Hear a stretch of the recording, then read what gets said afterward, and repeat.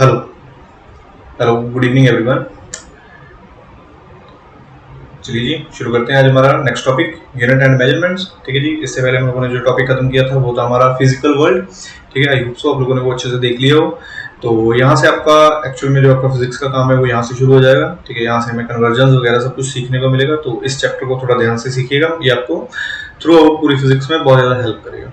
ठीक है, तो चलिए देखिए जी, सबसे पहले thought of the day, the capacity to learn is a gift, the ability to learn is a skill and the willingness to learn is a choice। ठीक है, तो याद रखिएगा इस बात को। हो सकता है किसी बच्चे की, या आपको पता हो कि अगर किसी बच्चे की जैसे वो किसी चीज़ को पढ़ते हैं, उनको वो डाटा बहुत अच्छे से याद रहता है या उनको वो स्टोर बहुत अच्छे से रहता है। ठीक है, तो वो कैपेसिटी एक गिफ्ट हो सकता है। ठीक है, और अगर किसी बच्चे को कोई चीज़ सिखाई जाती है वो बहुत जल्दी सीख जाता है, किसी को सिखाने में थोड़ा सा टाइम लगता है, या जो बच्चे बहुत जल्दी किसी चीज़ को ग्रैस्प करते हैं, वो एक चीज़ एक स्किल हो सकती है। ठीक है, लेकिन सीखते रहना वो आपकी चॉइस है। ठीक है, अगर आपके पास ये कैपेसिटी का गिफ्ट नहीं है, स्किल नहीं है, तब भी आप बहुत कुछ सीख सकते हो। बस आपकी चॉइस होनी चाहिए, वहां पे लगे रहिएगा, सीखते रहिएगा। चलिए जी आगे बढ़ते हैं नेक्स्ट। ठीक है, तो देखिए मेजरमेंट इन एवरीडे लाइफ। ठीक है, तो सबसे पहले हमें क्या पढ़ना है, हमें पढ़ना है मेजरमेंट। ठीक है, तो मेजरमेंट का पढ़ने से पहले हमें ये जानना बहुत जरूरी है कि इसके हमारे पास यूजेस क्या हैं, हमें इसमें करना क्या है। ठीक है, तो देखिए मेजरमेंट आप अपनी डेली लाइफ में डेली कर रहे हो। ठीक है, चाहे आप कुछ भी खरीद रहे हो, छोटी से छोटी चीज, अगर हम इसको डेली लाइफ के साथ भी जोड़ लें कि आप फ्रूट्स ले रहे हो, दूध ले रहे हो, चाहे कुछ भी है। ठीक है, आप उसमें वेट मेजर कर रहे हो, वॉल्यूम मेजर कर रहे हो, लेंथ मेजर कर रहे हो, कुछ भी जो भी आप चीज कर रहे हो।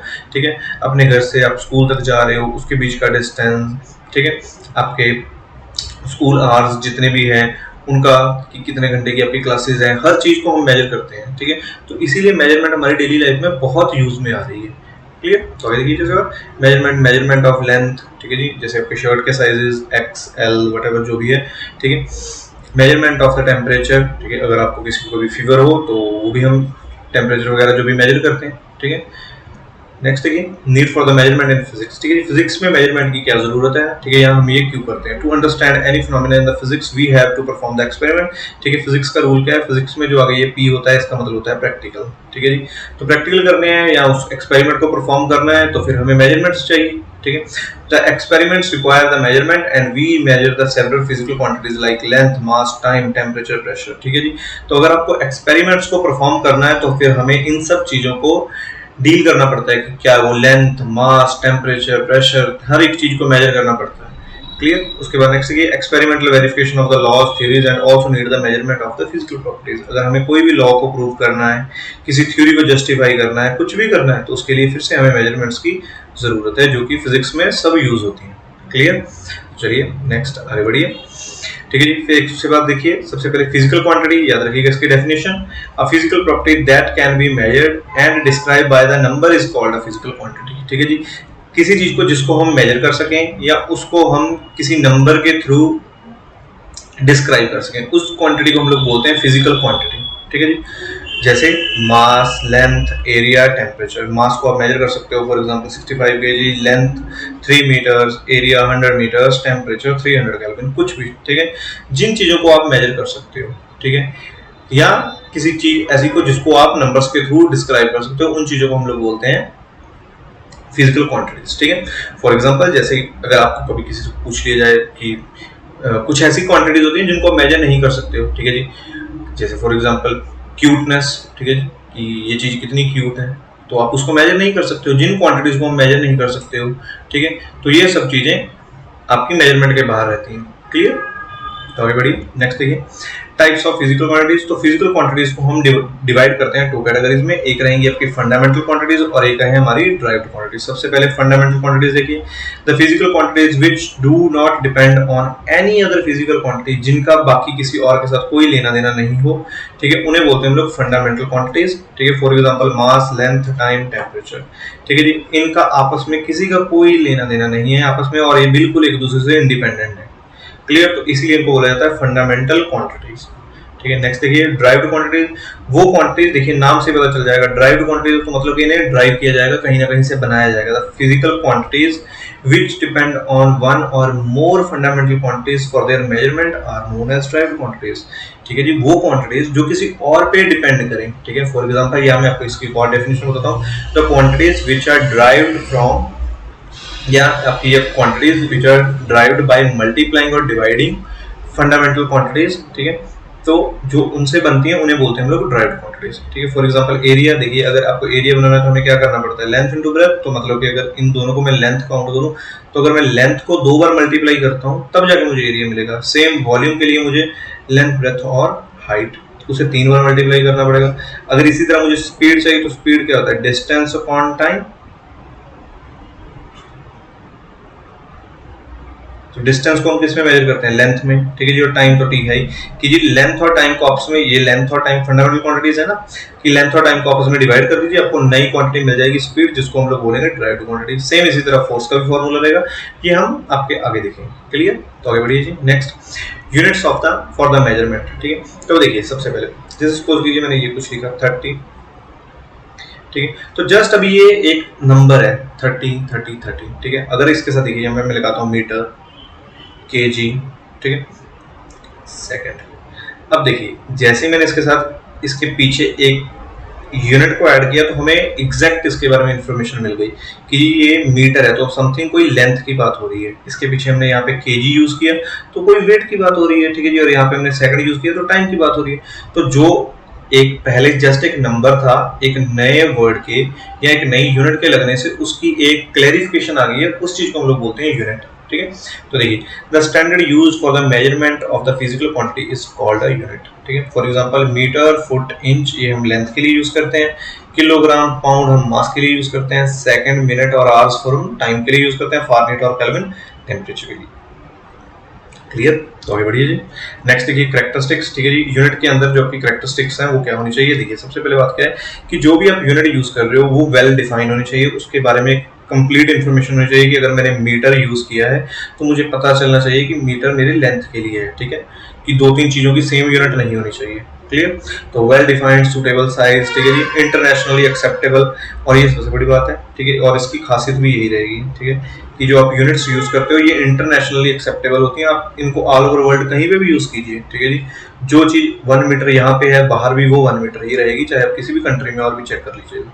क्लियर, अगर हमारे यहाँ पे 1 घंटे में 60 मिनट्स हैं तो बाकी जगह पे भी 60 मिनट्स ही होंगे। क्लियर, तो अगर 1 मिनट में 60 सेकंड है तो हर जगह पे 60 सेकंड ही होंगे। डन, तो आगे बढ़िए जी। नेक्स्ट देखिए, अब यूनिट्स के लिए हमने अपने पास हमारे पास है 3 सिस्टम, जो हम यूनिट को मेजर करने वाले हैं उनके लिए हमारे पास है 3 सिस्टम, ठीक है जी। तो उनमें से सबसे फर्स्ट है सीजीएस, ठीक है जी। तो सीजीएस क्या है, C for centimetre, G for gram, S for second, ठीक है। तो अगर आप, जैसे मुझे लेंथ को मेजर करना है, ठीक है, तो मैं लेंथ के लिए यूज करूंगा सेंटीमीटर, मुझे मास को मेजर करना है तो ग्राम, ठीक है जी, और टाइम को मेजर करना है तो सेकंड। क्लियर, तो ये उसके बारे में कुछ बातें सीजीएस के बारे में। System first introduced in France, ठीक है जी, फ्रांस में बना सबसे पहले, ठीक है, और गॉसियन सिस्टम ऑफ यूनिट्स भी इसको बोला जाता है। और उसके बाद मेन बात, it is based on the centimetre, gram and second, मैंने भी आपको बताया, C for centimetre, G for gram और S for second as a fundamental units of length, mass and time, ठीक है जी। इनको हम बेसिक 3 फंडामेंटल हमारे यूनिट्स है, क्वांटिटीज है, जिनके बारे में हम इसमें पूरे चैप्टर में आपके डील करते रहेंगे। क्लियर, आगे देखिए next system MKS, M for metre, ठीक है जी, K for kilogram, S for again second, ठीक है। तो अगर आपको लेंथ को मेजर करना है तो मीटर में मेजर करिए, वेट को मेजर करना है तो केजी में करिए, टाइम को मेजर करना है तो सेकंड में करिए, ठीक है जी। सेम चीज, system is also introduced in France, it is also known as the French system, ठीक है। और third most important, the based on the metre, kilogram and second, अभी मैंने आपको बताया, and the fundamental units of length, mass and time. Clear, और third system देखिए FPS, F4 आपका रहेगा इसमें फुट, P रहेगा आपके लिए पाउंड के लिए स्टैंड करेगा, ठीक है जी, और S आपका सेम वही सेकंड, ठीक है जी। ये आपका सिस्टम ब्रिटेन में बनाया गया था, ठीक है, और ब्रिटिश सिस्टम बोलते हैं इसको। It is based on again foot, pound and second as the fundamental units of length, mass and time, ठीक है। तो अपने पास मेन क्या बात हुई कि जी हमारे पास 3 सिस्टम थे, ठीक है, कि हम उनको यूज कर सकते हैं। For example CGS, MKS, FPS, ठीक है। तो इन तीनों सिस्टम्स को आप अपनी यूनिट्स को मेजर करने के लिए यूज कर सकते हो, ठीक है, जिनमें हमारी बेसिक जो हमारी फंडामेंटल क्वांटिटीज हैं जैसे मास, लेंथ और टाइम, उन तीनों के लिए आपका सिस्टम वर्क कर रहे हैं, ठीक है। लेकिन दिक्कत क्या है कि देखिए अब 3 सिस्टम होने की वजह से थोड़ी सी इसमें कंफ्यूजन थी। अगर आप इसको जनरली हम लोग देखें कि जी कोई जैसे आप एक पार्ट ले सकते हो कि एक पार्ट था वो पार्ट सीजीएस में डील कर रहे थे और कोई और पार्ट था वो एमकेएस में डील करते हैं, ठीक है, या कोई और आप एक और पार्ट कंसीडर कर लीजिए वो एफपीएस में डील कर रहे हैं, ठीक है, या आप बोल लीजिए कि 3 अलग अलग कंट्रीज हैं, एक कंट्री सीजीएस में डील कर रही है और एक कंट्री एमकेएस में डील कर रही है और एक कंट्री एफपीएस में डील कर रही है। तो जब ये कंट्रीज किसी और कंट्री के साथ बिजनेस करते थे या ट्रेड करते थे तो इसमें थोड़ी सी दिक्कत आती थी, ठीक है, क्योंकि आप एक कंट्री है वो सेंटीमीटर्स में डील कर रही है, ठीक है, अगर वो चीज़ दूसरी कंट्री में सेल करेगी या वहाँ पे डील करेगी तो वहाँ पे वो मीटर में डील कर रहे हैं, तो थोड़ी सी कन्वर्जन में दिक्कत आ रही थी इस बात के लिए, ठीक है। तो ये अलग अलग होने की वजह से तो इस सबको कंबाइन करके एक नया सिस्टम बनाया जिसका नाम रखा एसआई सिस्टम, ठीक है। वो क्या है वो देखिए यहाँ पे, ठीक है जी, इंटरनेशनल सिस्टम ऑफ यूनिट्स, जिसको हम लोग बोलते हैं एसआई सिस्टम, ठीक है। तो ये उसके बारे में कुछ बातें, ठीक है जी, 1971 में इंट्रोड्यूस किया गया था ये, ठीक है। The system is called the international system of units, ठीक है, और एसआई इसका नाम है, ठीक है, फ्रॉम अ फ्रेंच नेम। और the SI unit consist of the 7 fundamental units and 2 supplementary units, ठीक है जी। इस सिस्टम के अंदर जो सबसे मेन बात क्या थी कि अब के बाद जो आपका सीजीएस, एमकेएस और एफपीएस इनको यूज नहीं किया जाएगा, हम एक नया आपको सिस्टम दे रहे हैं, उसमें हम 7 क्वांटिटीज को ऐड करेंगे, फिजिकल जो आपकी फंडामेंटल 7 क्वांटिटीज होंगी और उन 7 क्वांटिटीज की 7 यूनिट्स बनाई जाएंगी और वही हमेशा यूज की जाएंगी, clear, all over the world. तो देखिए वो क्या थी, तो 7 फंडामेंटल क्वांटिटी याद रखिएगा, यहाँ से आपका काम एक्चुअल में शुरू हो रहा है। तो देखिए फर्स्ट आपकी फंडामेंटल क्वांटिटी है लेंथ, सेकंड मास, थर्ड आपकी टेम्परेचर, थर्ड आपकी time, fourth temperature, fifth electric current, sixth आपकी ल्यूमिनेसेंस डेंसिटी, 7 आपकी अमाउंट ऑफ सब्सटेंस, ठीक है। तो लेंथ की यूनिट मीटर रहेगी हमेशा के लिए, मास किलोग्राम, टाइम सेकंड, टेम्परेचर की केल्विन, इलेक्ट्रिक करंट की एम्पियर, ल्यूमिनेसेंस डेंसिटी की कैंडेला और अमाउंट ऑफ सब्सटेंस की मोल, ठीक है। और ये उनके सिंबल्स हैं, क्लियर। तो देखिए यहाँ पे मेन बात क्या थी कि जो ये 3 थी, इन तीनों को बोला जाता है बिल्कुल बेसिक फंडामेंटल यूनिट्स, क्वांटिटीज, ठीक है, लेंथ, मास और टाइम, और इनकी जो यूनिट्स है वो भी बिल्कुल बेसिक यूनिट्स हैं, ठीक है। इसके लिए आपको बहुत ज्यादा पढ़ा लिखा होना या बहुत ज्यादा नॉलेज होने की जरूरत नहीं है, ये हर एक के लिए बनाई गई थी, ठीक है, कि इवन चाहे वो किसी भी बैकग्राउंड से हो, इवन बहुत पढ़ा हो या ना पढ़ा हो, ठीक है, उनको सबको वो समझ आएगी यूनिट, लेंथ, मास और टाइम, ठीक है जी, मीटर, किलोग्राम और सेकंड, हर एक को ये चीज बिल्कुल बहुत अच्छे से समझ आ जाती है, क्लियर। उसके बाद जो ये नीचे की 4 है इन्हें थोड़ा सा बोला जाता है साइंस बैकग्राउंड यूनिट्स, ठीक है जी, या साइंस बैकग्राउंड के साथ जो क्वांटिटीज जुड़ी होती है, temperature, electric current, luminescence density और अमाउंट ऑफ सब्सटेंस, ठीक है।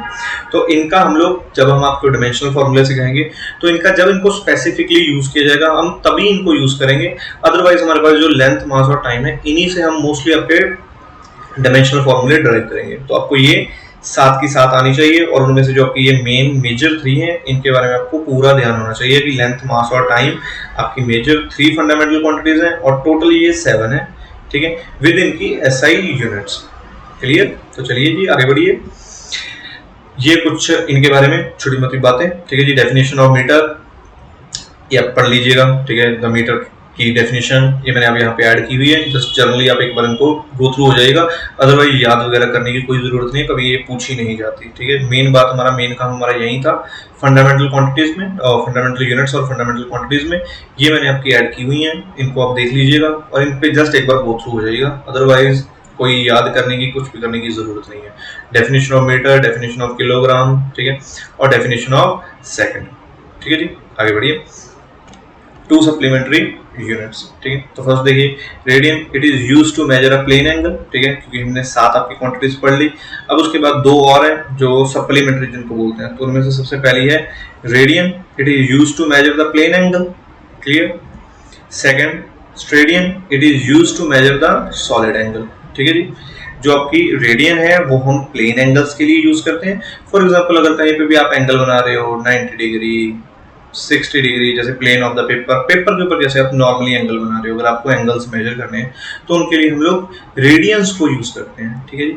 सेम अगर आप स्टेडियन को यूज कर, स्टेडियंस होते हैं आपके सॉलिड एंगल्स, फॉर एग्जांपल जैसे आपकी आइसक्रीम कोन हो गई, ठीक है, या कोई भी आपके चीज होगी जिसमें से आप किसी सॉलिड पार्ट को बीच में से काट सकें सम एंगल पे, ठीक है। तो इन चीजों के लिए हम लोग स्टेडियन एंगल यूज करते हैं। फॉर याद रखिएगा, अगर कोई चीज सॉलिड है तो उसके लिए अगर हमें एंगल मेजर करना है तो वो स्टेडियन में मेजर होगा। अगर आप just normal plane to paper angle measure कर रहे हो लाइंस के साथ तो वो आपका रेडियंस में रहेगा। क्लियर, ठीक है जी। तो चलिए अब हम लोग यहाँ से शुरू करते हैं rules for the writing SI units, ठीक है। तो देखिए जैसे अभी हमने लास्ट देखा था कि स्टेडियन तक हमारा हो गया था ना, कि जी हमारा जो स्टेडियन है हम लोग सॉलिड एंगल के लिए यूज करते हैं। तो इसके बाद था हमारा rules for the writing of the SI units. तो देखिए यहाँ से जस्ट कुछ रूल्स हैं जो भी हमने एसआई यूनिट्स देखी थी कि उनको हमें लिखना कैसे और उनकी जो यूनिट्स हैं उन्हें हमें रिप्रेजेंट कैसे करना है, ठीक है। तो देखिए full name of the unit always starts with a small letter,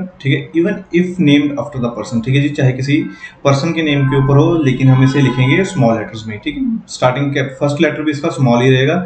ये देखिए हम लोग इस तरह इसको यूज करेंगे, न्यूटन, एम्पियर, कूलम, ठीक है। ये वाला सिस्टम हम लोग यूज नहीं करेंगे।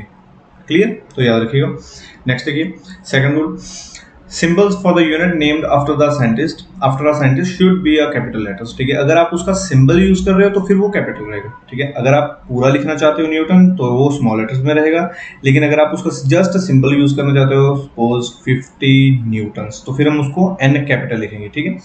और जैसे for example 40 kelvin, clear, anything जो भी अगर हम सिंबल्स में लिखना चाहते हैं तो वो कैपिटल रहेगा, और अगर आप पूरा नाम लिखना चाहते हो तो फिर वो स्मॉल लेटर्स में रहेगा। ऑलरेडी मैं आपको ये फर्स्ट रूल में बता चुका हूँ।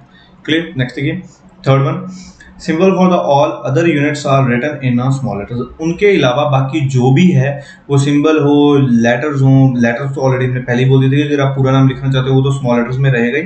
बाकी अगर किसी साइंटिस्ट के नेम के अलावा और कोई भी यूनिट है और उसका सिंबल वो सब भी स्मॉल लेटर्स में ही रहेंगे। जैसे मीटर है, ये किसी साइंटिस्ट के नाम पे नहीं है तो फिर एम स्मॉल ही रहेगा, सेकंड के लिए एस स्मॉल रहेगा, कैंडेला के लिए सीडी, किलोग्राम के लिए केजी। इसी तरह अगर कुछ भी और भी हुआ तो वो भी सब स्मॉल लेटर्स में ही रहेंगे। सिर्फ आप साइंटिस्ट के नाम पे अगर कोई यूनिट है उसका सिंबल सिर्फ कैपिटल लेटर में रहेगा। क्लियर, तो आगे बढ़िए fourth one space is left between the last digit of the numeral and the symbol of the unit, ठीक है जी। इसके बीच में आप थोड़ी सी स्पेस छोड़ोगे, न्यूमेरल और यूनिट के बीच में हल्की सी स्पेस होनी बहुत जरूरी है, ध्यान रखिएगा इस बात का। क्लियर, इस तरह बिल्कुल चिपका के नहीं लिखोगे इनको तो ये आपकी गलत मानी जाएगी।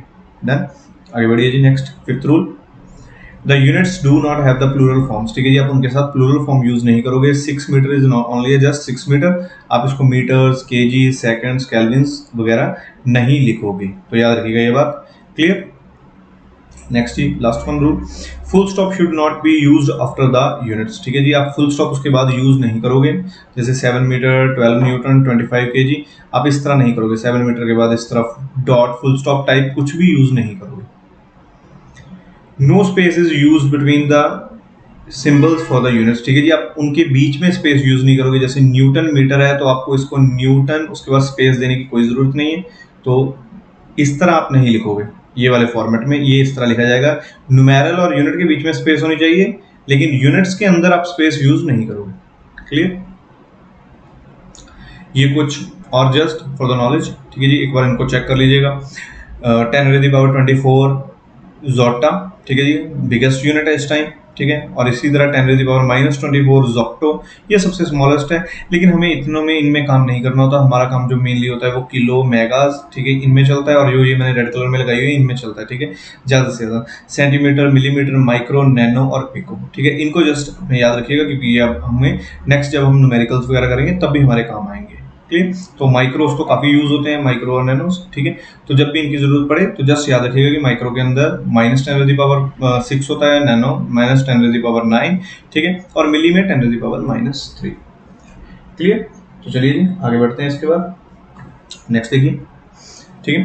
तो जस्ट जो वहाँ पे लिखा होता है वही सेम चीज़ है, उसी को जस्ट आगे एक्सप्लेनेशन दी हुई है। देखिए 3 मिली एम्पियर कि जी 3 × 10⁻⁻3, माइक्रो 10⁻⁻6 अभी आपको बताया, नैनो 10⁻⁻9। जैसे यहाँ पे लिखा हुआ ना 8 नैनो, तो 8 का तो 8 रहेगा, नैनो है तो -10⁻⁻9 मल्टीप्लाई में, ठीक है जी। जैसे पिकोमीटर है, पिको में होते हैं -12, तो 6 × 10⁻⁻12। किलोमीटर है वो हमें पता है कि 10⁻3, ठीक है, तो 5 × 10⁻3 किलोमीटर, ठीक है जी। उसको हम मीटर्स में लिख सकते हैं। क्लियर, ये आपके सब मीटर्स में चले जाएंगे और ये सेकंड में चला जाएगा नैनो। जिस तरह की आपकी यूनिट होगी उस तरह आप उसको चेंज कर लीजिएगा। क्लियर? तो आगे बढ़िए। जस्ट कुछ प्रैक्टिकल यूनिट्स बस याद रख लीजिएगा और कुछ नहीं है, ठीक है। कभी कभार अगर लगाना पड़े तो आपको जस्ट फॉर नॉलेज आपको ये चीज़ें पता होनी चाहिए, बाकी और कुछ नहीं है, ठीक है जी। जस्ट देखिए कि जी आपका जो बैक्टीरिया होते हैं, जो इनका हमारा साइज है वो रहेगा हमारा 1 माइक्रोन, ठीक है। माइक्रो अभी आपको पता है 10⁻⁻⁶, नैनोमीटर, मॉलिक्यूल्स 10⁻⁹। ये तो आपको पता है कि अभी तो आजकल बहुत ज़्यादा रिसर्च वगैरह चलती है नैनो साइंस, नैनो टेक्नोलॉजी में, तो नैनो यही वर्ड होता है कि 10⁻⁹, ठीक है। आगे देखिए एंगस्ट्रॉम 10⁻⁻10 मीटर्स, फर्मी 10⁻⁻15, ठीक है जी। ये एटम का साइज है और न्यूक्लियस का है। क्लियर?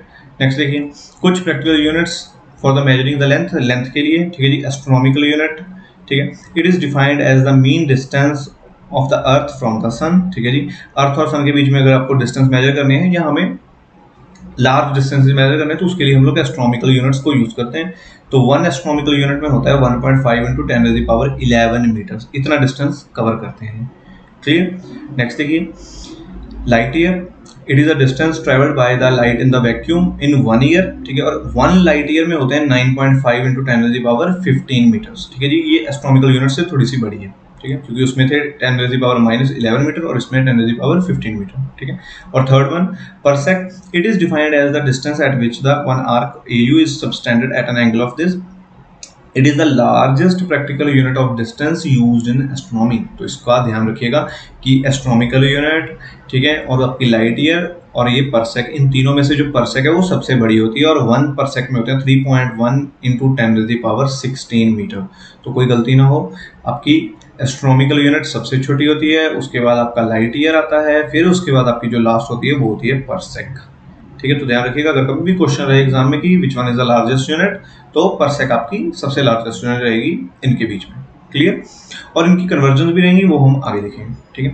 और कुछ और यूनिट्स देखिए एकर्स, हेक्टेयर, बर्न, ठीक है, जस्ट फॉर नॉलेज ऐड किए हुए हैं। जस्ट देख लीजिएगा कि 1 एकड़ में कितने होते हैं मीटर्स, हेक्टेयर में कितने होते हैं और बर्न में कितने होते हैं। क्लियर? ठीक है जी। कुछ और यूनिट्स मास को मेजर करने के लिए, जैसे मेट्रिक टन 1000 किलो का होता है, हम लोग जानते हैं। क्विंटल में 100 kg होते हैं, ठीक है। 1 पाउंड में 0.45 kg होते हैं। 1 स्लग 14.59 kg का होता है। जैसे किसी चीज़ का स्लग, जैसे कोई क्रॉप्स वगैरह होती है उन्हें स्लग्स में मेजर किया जाता है, तो एक स्लग में इतना वजन होता है। क्लियर? तो 14.60 के आसपास रहता है, तो ये मैंने आपका एक्यूरेट लिखा हुआ है 14.59, ठीक है जी। नेक्स्ट देखिए और last one the measuring the mass, ठीक है जी। 1 Chandrasekhar limit 1.4 × mass of the sun which is equals to लगभग इतना रहेगा, ठीक है जी। और सबसे बड़ी बात क्या है, it is the biggest practical unit of measuring the mass, ठीक है। तो याद रखिएगा ऐसे क्वेश्चन आजकल बहुत चलते रहते हैं, ठीक है, MCQ टाइप रहेगा, ठीक है। और फॉर द नॉलेज आपको ये चीज़ पता होनी चाहिए कि सबसे बड़ी मेजरिंग मास की यूनिट क्या है, 1 चंद्रशेखर लिमिट, ठीक है। अगर आप कैसे, जैसे हम कुछ भी खरीदते हैं, कुछ किलोज में लेते हैं, 1 किलो, 2 किलो, 3 किलो, कुछ भी, अगर हम कुछ भी चीज़ खरीद रहे हैं तो उसी तरह अगर आपको कुछ भी खरीदना हो तो बस चंद्रशेखर मत बोल दीजिएगा। जैसे किसी से कुछ लेने गए हैं, जैसे सब्जी वगैरह ले रहे हैं कि जी 1 चंद्रशेखर डाल दीजिए, ठीक है। तो एक चंद्रशेखर में 2.7 × 10⁻30 kg होती है।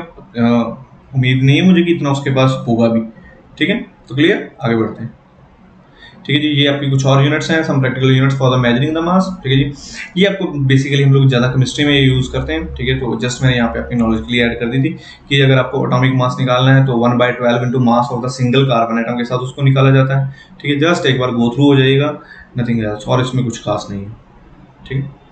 तो कुछ और informational data, 1 solar day 24 hours का होता है, साइड्रियल डे 23 आवर्स एंड 56 मिनट्स का होता है, और सोलर ईयर आप लोगों को पता है 365 डेज, ठीक है जी। और लूनार मंथ आपका 27.3 सोलर डेज का, और 1 shake is equal to 10⁻⁻8 seconds, और 366 डेज का साइड्रियल डे होता है, जिसको हम लोग लीप ईयर बोलते हैं, ठीक है। वो आपका हर 4 साल में रिपीट होता रहता है। डन जी। तो चलिए नेक्स्ट देखिए, जो अभी हमने लास्ट थोड़ी देर पहले देखी थी, 7 आपकी डायमेंशंस ऑफ द वर्ल्ड, ठीक है। Length, mass, time, temperature, current, amount of substance and luminous intensity. Length को हम लेंथ L, मास को M, टाइम को T, टेम्परेचर को केल्विन में, करंट एम्पियर्स में, अमाउंट ऑफ सब्सटेंस N, ठीक है जी, लुमिनस इंटेंसिटी J, ठीक है जी। क्लियर? तो इन चीज़ों को यूज़ करेंगे। तो डायमेंशंस में हमें जो हमारा मेन काम है वो हमारा यहाँ पे चलेगा LMT में, ठीक है, हमें इनसे ज़्यादा काम लेना है क्योंकि अभी हम शुरू करेंगे आपके डायमेंशनल फॉर्मूले। क्लियर? तो नेक्स्ट देखिए जी, dimensions of a physical quantity होती क्या है। पहले, the powers of the fundamental quantities in a derived quantity are called the dimensions of that quantity. ठीक है जी, पहले तो आपको ये बात क्लियर होनी चाहिए कि फंडामेंटल क्वांटिटीज क्या थी। फंडामेंटल क्वांटिटीज वो थी जिन्हें हम कहीं से ड्राइव नहीं करते, जो बिल्कुल इंडिपेंडेंट होती हैं। जो अभी हमने आपको सात बताई वो सात के साथ आपकी फंडामेंटल है, लेकिन जस्ट फॉर अगर हम बेसिक से भी बात करें तो मास, लेंथ और टाइम ये तीनों आपकी फंडामेंटल क्वांटिटीज हैं। ठीक है, अगर आप इन तीनों को यूज करके कोई भी ड्राइव्ड क्वांटिटी बनाते हो, कोई भी मतलब कि कुछ भी, एरिया, ठीक है, फॉर एग्जांपल एरिया ले लीजिए, एरिया, ठीक है, या वॉल्यूम, ठीक है, एरिया और वॉल्यूम। एरिया का क्या होता है, लेंथ इनटू ब्रेथ, तो basically it is L square. ठीक है जी, वॉल्यूम आपका एल क्यूब हो जाएगा। तो देखिए क्या लिखा हुआ है, in a derived quantity are called dimensions of that quantity, कि जो हमने ये पावर्स यूज किए, the powers of fundamental quantities in a derived quantity are called dimensions of that quantity. जैसे ये हमारी जो पावर्स हैं, ठीक है जी, इनको हम लोग इस चीज में काउंट करते हैं। क्लियर? नेक्स्ट देखिए जी, डायमेंशंस ऑफ फिजिकल क्वांटिटी, जैसे ये मैंने यहाँ पे सॉल्व किया हुआ है, बाकी आपको और दिखाता हूँ। फॉर एग्जांपल डेंसिटी का देखिए, डेंसिटी क्या होती है हमारी, मास अपॉन वॉल्यूम। ठीक है, तो मास तो आपका फंडामेंटल क्वांटिटी है तो आप इसको m लिख सकते हो। ठीक है जी, वॉल्यूम क्या होता है, length into breath into height. Basically तीनों ही लेंथ है ना, तो मैं इसको लेंथ लिख लेता हूँ, l into L which is equals to m upon L cube ना। ठीक है, तो अब एल क्यूब को ले जाइए ऊपर, ये बना आपका ml-3, है ना। तो अब हमें इसे को लिखना है डायमेंशनल फार्मूले में। ठीक है जी, बेसिकली जो हम डायमेंशनल फार्मूला लिखते हैं उसमें हम तीनों ही लिखते हैं ml-t। ठीक है, तो हम भी यहाँ पे वैसे ही करते हैं m, l और t। देखिए यहाँ पे m कितना है, 1, तो 1 लिख लीजिए, नहीं भी लिखोगे 1 लिखने की कोई जरूरत नहीं होती। ठीक है, -1 हुआ तो रिप्रेजेंट जरूर करिएगा। l-3 तो -3, t 0 है क्योंकि t यहाँ पे नहीं है तो t 0 रहेगा। m1 l-3 t 0, या अगर आप इसको नहीं लिखना चाहते t को तब भी कोई दिक्कत नहीं, तो फिर ये रहेगा ml-3। क्लियर? तो ये देखिए, hence the dimensions of density are 1 in mass and -3 in length. ठीक है जी, तो जो डायमेंशंस हैं डेंसिटी की वही हमने अभी पढ़ा ना, कि जो भी आपने फंडामेंटल क्वांटिटीज यूज की है उनकी जो भी पावर्स में आई हैं वही उसकी डायमेंशंस है। तो मास की यहाँ पे 1 रहेगी और लेंथ की यहाँ पे -3 रहेगी जब हम डिराइव्ड फॉर्मूला बना देंगे। क्लियर? तो चलिए थोड़ी और क्वांटिटीज को देख लेते हैं, उनके डिराइव्ड फॉर्मूले देख लेते हैं, डायमेंशनल फॉर्मूले आपको काफी हेल्प करेंगे। ये देखिए, यहाँ से शुरू करते हैं। सबसे पहले एरिया, आपको इसका फॉर्मूला आना चाहिए लेंथ इनटू ब्रेथ। अगर लेंथ इनटू ब्रेथ है तो फिर मैंने इसको लिखा लेंथ मल्टीप्लाई बाय लेंथ। ठीक है, तो ये बना एल स्क्वायर। तो सेम चीज m, l और t। ठीक है जी, यहाँ पे m और t की तो कोई बात नहीं हो रही, तो फिर m भी 0 और t भी 0, बाकी बचा l, तो l स्क्वायर। ठीक है जी, अगर आपसे इससे डायमेंशन पूछी जाएंगे तो 2 आपकी डायमेंशन रहेगी। यहाँ से आप इसके फॉर्मूलाज भी बना सकते हो, मतलब यूनिट्स भी लिख सकते हो। ठीक है, नो प्रॉब्लम। देखिए, मास और लेंथ टाइम की तो हमें कुछ नहीं चाहिए, लेकिन लेंथ की यूनिट आपको पता है ना कि लेंथ की यूनिट क्या होती है, जो हमने फंडामेंटल में पढ़ी थी।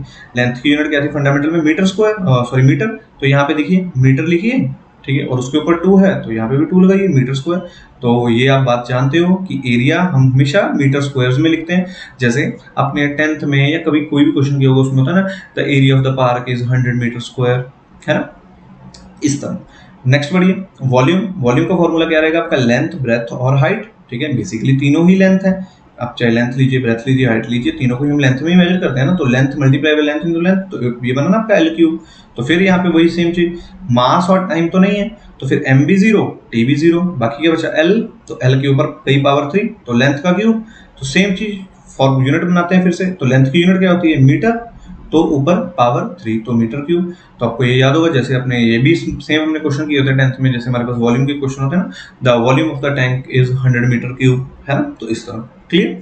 नेक्स्ट बढ़िया जी, वेलोसिटी और स्पीड भी सेम ही होता है। ठीक है जी, स्पीड और वेलोसिटी दोनों के फॉर्मूले सेम होते हैं, बस यहाँ पे डिस्प्लेसमेंट की जगह पे डिस्टेंस आ जाते हैं। ठीक है, बेसिकली अभी आपको उसमें इतना डीप जाने की जरूरत नहीं है, अभी जस्ट इसको डिस्टेंस और डिस्प्लेसमेंट को सेम ही मानिएगा, लेकिन जब आप इसको काइनेमेटिक्स में पढ़ोगे तब आपको इसका क्लियरली बताएंगे कि इसमें क्या हमारा डिफरेंस होता है। ठीक है, तो फिलहाल देखिए, अगर स्पीड है तो स्पीड का फॉर्मूला जैसे हम लोग नॉर्मली यूज करते हैं ना, तो क्या होता है, डिस्टेंस अपॉन टाइम, है ना, यही फॉर्मूला होता है ना।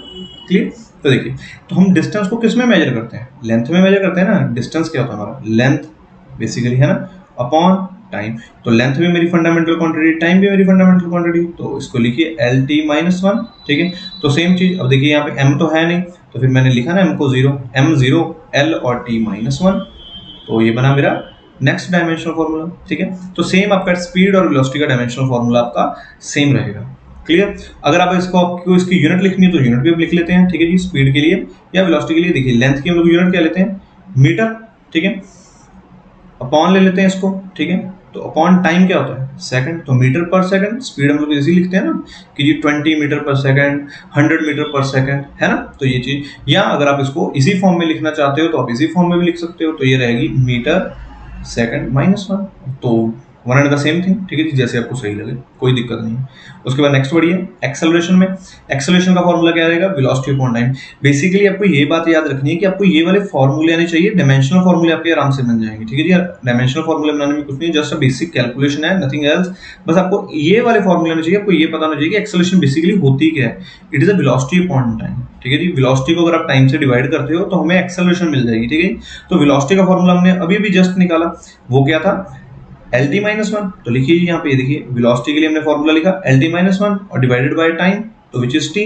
तो टी ऊपर चला जाएगा, जब टी ऊपर जाएगा तो कुछ ऐसे हो जाएगा ना, ये देखिए L T minus one multiply by T minus one, तो बेस सेम पावर ऐड, तो L T minus two.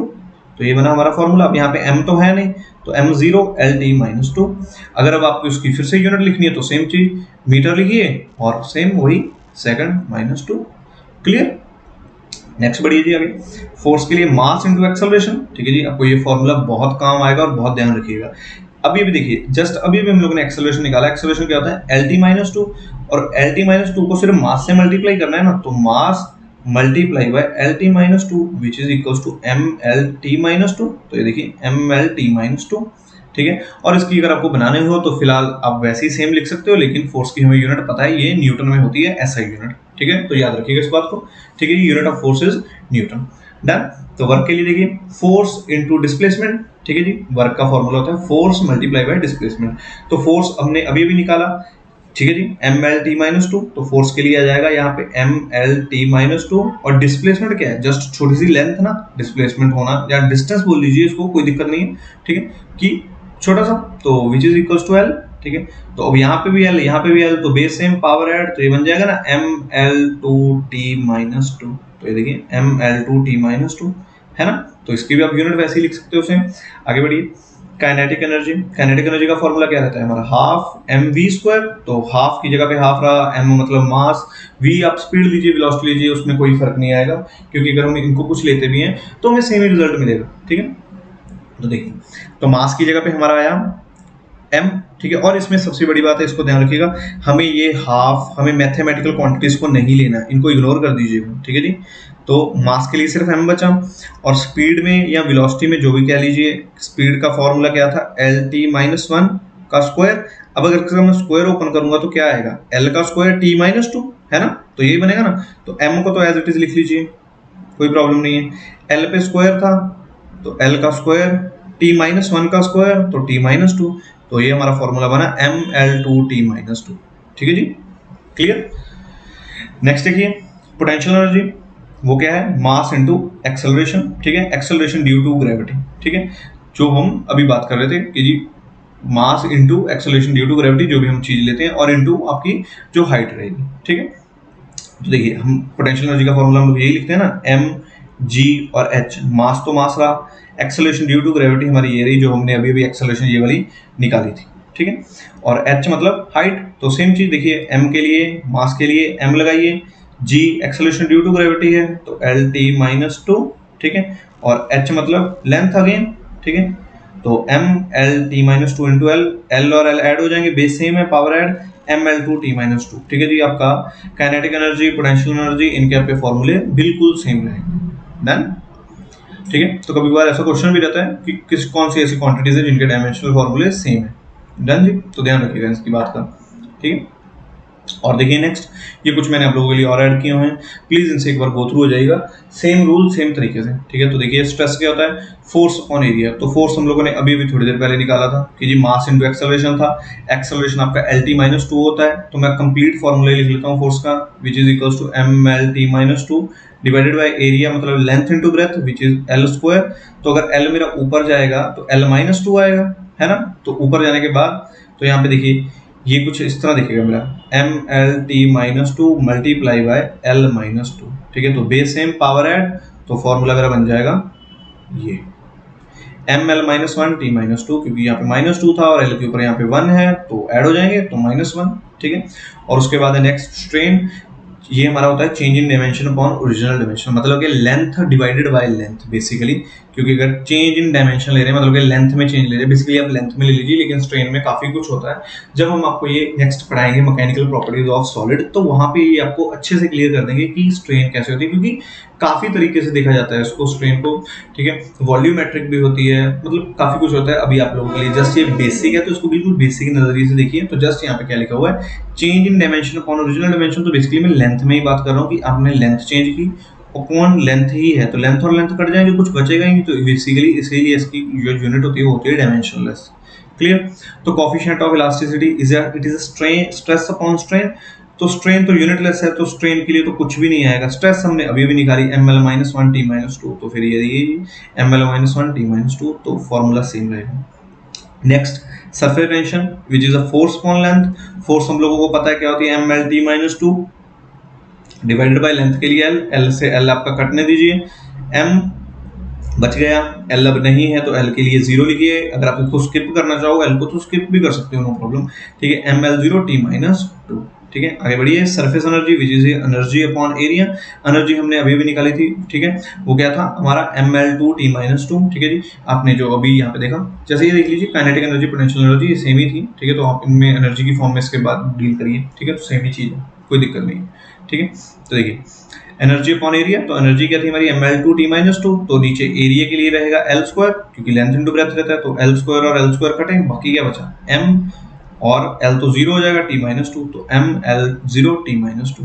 Clear, ठीक है। तो ध्यान रखिएगा इस बात का कि सरफेस टेंशन और सरफेस एनर्जी दोनों के डायमेंशनल फॉर्मूले अगेन सेम है। ये अगेन दो और डिराइव्ड क्वांटिटीज हैं, ठीक है। इस तरह के क्वेश्चन अक्सर पूछ लिए जाते हैं कि कौन सी ऐसी दो डिराइव्ड क्वांटिटीज है जिनके डायमेंशनल फॉर्मूले सेम है। तो नेक्स्ट देखिए, velocity gradient which is equals to velocity upon distance, तो वेलोसिटी हम लोगों को पता है क्या होती है, एल टी माइनस वन, ठीक है जी, और डिस्टेंस तो एल है ही, ठीक है। और एल एल कट गए, एम ऑलरेडी था ही नहीं यहाँ पे, तो एम तो पहले ही जीरो था, एल भी जीरो हो गया, टी माइनस वन बचा, डन जी। नेक्स्ट देखिए कोफिशिएंट ऑफ विस्कोसिटी, ठीक है। तो कोफिशिएंट ऑफ विस्कोसिटी क्या होता है, force upon area into velocity gradient, ठीक है। इसका फॉर्मूला है, आपको ये छोटे मोटे फॉर्मूले आपको याद करने पड़ेंगे, बाकी काम हो जाएगा, बाकी इसमें दिक्कत नहीं आएगी। फोर्स का आपको फॉर्मूला पता है M L T minus two, ठीक है जी। एरिया क्या होता है एल स्क्वायर, वेलोसिटी ग्रेडियंट हमने जस्ट अभी निकाला टी माइनस वन, ठीक है। तो अगर यहाँ से एक एल और ये एक एल कट गया, ठीक है, ये टी माइनस वन ऊपर एक से कट गया, तो ऊपर एक टी माइनस वन बच जाएगा, और नीचे का जो ये एल है ये ऊपर जाके एल माइनस वन हो जाएगा, तो M L minus one T minus one, done जी। नेक्स्ट देखिए रेडियस ऑफ गायरेशन, ठीक है, just a distance, nothing else, और कुछ नहीं है। रेडियस ऑफ गायरेशन, जैसे हम रेडियस की बात करते हैं, अभी गायरेशन पे इतना ध्यान मत दीजिएगा कि गायरेशन क्या होती है, जस्ट रेडियस पे बात करेगी। रेडियस क्या है, radius is just a distance, होता है ना, ऐसे सर्कल है तो उसमें ऐसे ये हो गया, तो radius is just a distance, ठीक है। तो डिस्टेंस है तो एम और टी तो नहीं है इसमें, तो एम जीरो टी भी जीरो, सिर्फ एल बचेगा। क्लियर। नेक्स्ट देखिए जी मोमेंट ऑफ इनर्शिया क्या होता है, mass into radius of gyration का स्क्वायर, तो मास के लिए एम माने दीजिए, रेडियस ऑफ गायरेशन आपको पता है कि जस्ट एल होता है तो एल का स्क्वायर, तो ये बन जाएगा आपका M L square T zero, done जी। Angle it is arc upon radius, तो अगेन ये दो रेडियस आपके डिस्टेंस ही होते हैं, आर्क और रेडियस, तो अगेन ये कट जाएंगे और अगेन आपको डायमेंशनलेस मिलेगा, ठीक है। तो अभी तक जो हमने पढ़ा उसमें स्ट्रेन और आपकी एंगल ये दोनों आपके डायमेंशनलेस रहे, ठीक है जी। और सरफेस टेंशन और सरफेस एनर्जी इनकी यूनिट सेम थी, पीछे आपकी काइनेटिक एनर्जी पोटेंशियल एनर्जी उनकी भी यूनिट्स सॉरी डायमेंशनल फॉर्मूले उनके सेम थे। क्लियर। तो इन बातों को थोड़ा ध्यान में रखिएगा, और ये फॉर्मूले प्लीज अच्छे से दोहरा लीजिएगा, आपको आने चाहिए, एक बार इनकी प्रैक्टिस प्लीज कर लीजिएगा, ठीक है जी। कि एरिया का फॉर्मूला क्या होता है, वॉल्यूम का क्या है, वेलोसिटी एक्सेलरेशन, वेलोसिटी या speed, acceleration, force, work, kinetic energy, potential energy, ठीक है। और साथ में इनकी यूनिट्स भी प्लीज एक बार देख लीजिएगा, डन। ये आप लोगों के लिए मैंने कुछ और फॉर्मूले ऐड किए हुए हैं लाइन में, जो भी अभी मैंने आपको पढ़ा है, प्लीज एक बार इनको देख लीजिएगा, यहाँ पे डायरेक्टली ऐड किए हैं, बस आपको इनको जस्ट एक बार गो थ्रू होना है। एरिया आपका एल स्क्वायर था तो इसकी यूनिट इतनी रहेगी, वॉल्यूम के लिए ये रहेगी, ठीक है जी। फोर्स की यूनिट आपकी न्यूटन आ जाएगी, वर्क और एनर्जी था तो जूल रहेगी, इसी तरह पावर, प्रेशर, डेंसिटी, स्ट्रेन, जो भी आपको अभी मैंने सब ये पढ़ा है, इनकी सबकी आपको यूनिट्स यहाँ पे मिल जाएंगी, तो प्लीज इनमें से एक बार गो थ्रू हो जाइएगा। क्लियर। तो आई होप सो कि आपको यहाँ तक डायमेंशनल फॉर्मूले तक सब कुछ आ गया होगा। बाकी इनमें जो हमारे ये मेन थे वो मैंने आपको करवा दिए हैं, जो आपको आगे यूज़ होने हैं, ठीक है। और इनसे जो भी हमें आगे नेक्स्ट जिनकी ज़रूरत पड़ेगी उनको भी मैं आपको यूज़ करना सिखा दूंगा। तो प्लीज़ यहाँ तक एक बार इनको अच्छे से कर लीजिएगा, ठीक है। आई होप सो आप लोगों को यहाँ तक क्लियर हो गया होगा। तो नेक्स्ट देखिए, क्वेश्चन ऑफ द डे, ये आप लोगों के लिए, प्लीज़ मुझे इसका आंसर जरूर बताइएगा। What is the megapixels of human आई, ठीक है जी। ह्यूमन आई के लेंस का जो मेगापिक्सल है, जैसे हमारे फोन के कैमरास होते हैं उनमें मेगापिक्सल होते हैं, उसी तरह जो ह्यूमन आई है ये भी एक तरह लेंस है। तो इस लेंस का कितना मेगापिक्सल होता है आपको ये बताना है। तो प्लीज़ मुझे ये ज़रूर बताइएगा, ठीक है। आई होप सो आप लोगों को ये वीडियो अच्छी लगी होगी। अगर अच्छी लगी हुई तो भूलिएगा नहीं। Thank you so much.